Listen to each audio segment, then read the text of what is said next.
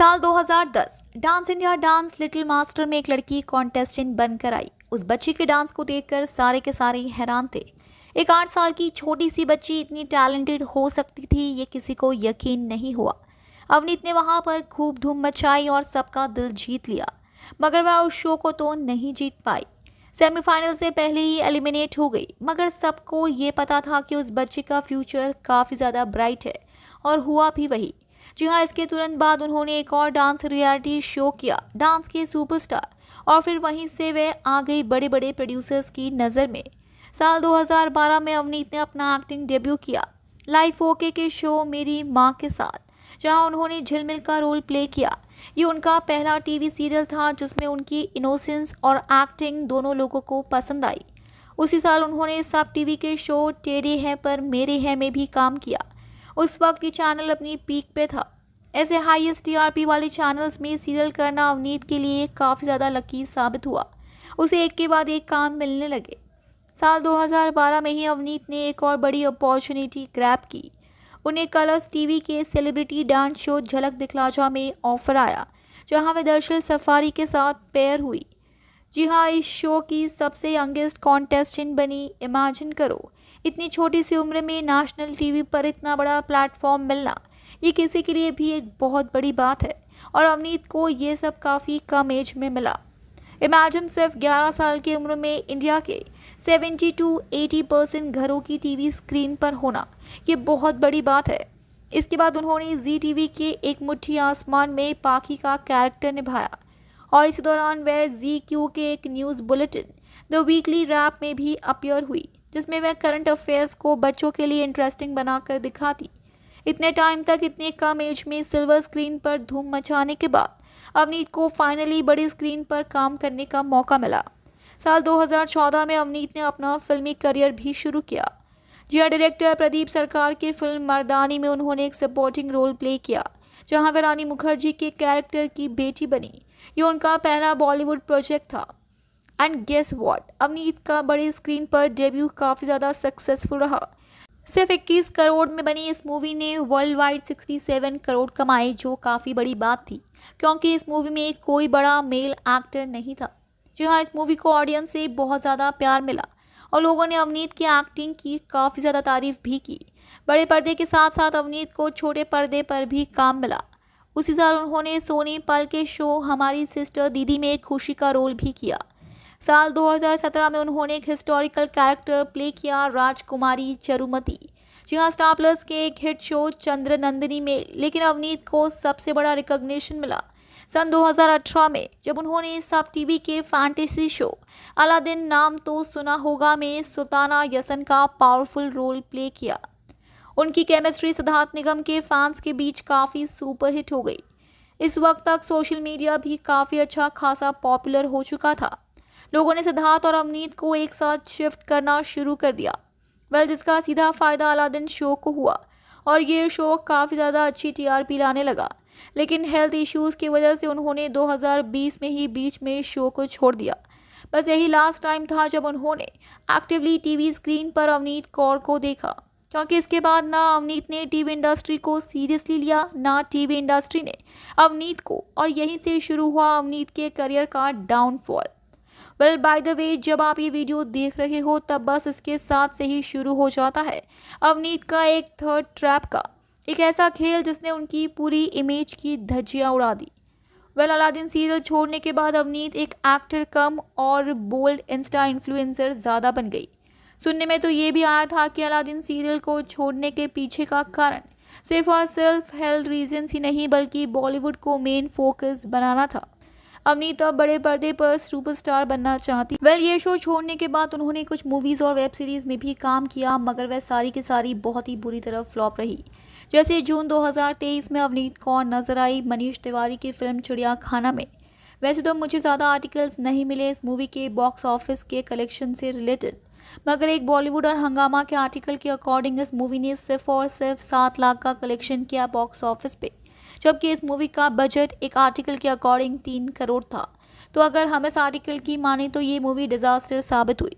फिर आई अवनीत के करियर की most problematic movie Tiku weds Sheru. जिसे प्रोड्यूस किया none other than Kangana Ranaut ने। इस फिल्म में अवनीत ने लीड रोल प्ले किया ऑपोजिट नवाजुद्दीन सिद्दीकी। अब ये मूवी प्रॉब्लमेटिक क्यों बन गई, इस पे बात करते हैं। नवाजुद्दीन की एज है 51 ईयर्स और अवनीत की एज है 23 ईयर्स। ये मूवी आई थी साल 2023 में, यानी तब अवनीत थी 21 साल की और नवाज थे 49 के। तब ये बाप बेटी के एज गैप वाले एक्टर्स ने उस मूवी में जो करा उसने काफ़ी बड़ा एक आउटरीच खड़ा कर दिया। वह सीन ये रहा। जी हाँ, यही अवनीत है जिसे लोगों ने उसकी मासूमियत के लिए भर भर के प्यार दिया। उसको ऐसा सीन करते देख लोगों की आंखें फटी की फटी रह गई। लोग काफ़ी ज़्यादा डिसअपॉइंटेड थे।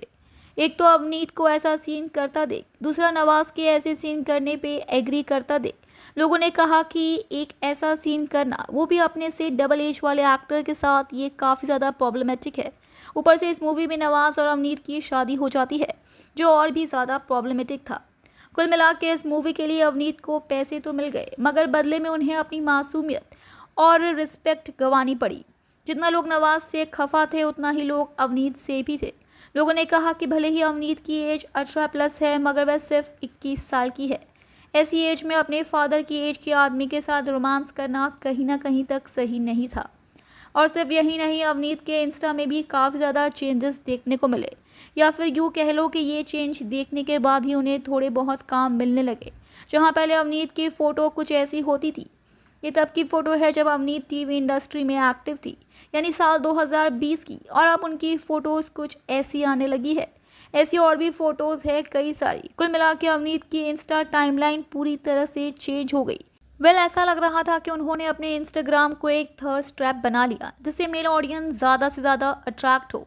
कई लोगों का तो ये भी कहना है कि अवनीत की ये नेचुरल ग्रोथ नहीं बल्कि इंजेक्शन का कमाल है, मगर उसके बारे में कोई प्रूफ नहीं मिला मुझे, तो मैं कुछ नहीं कह सकती।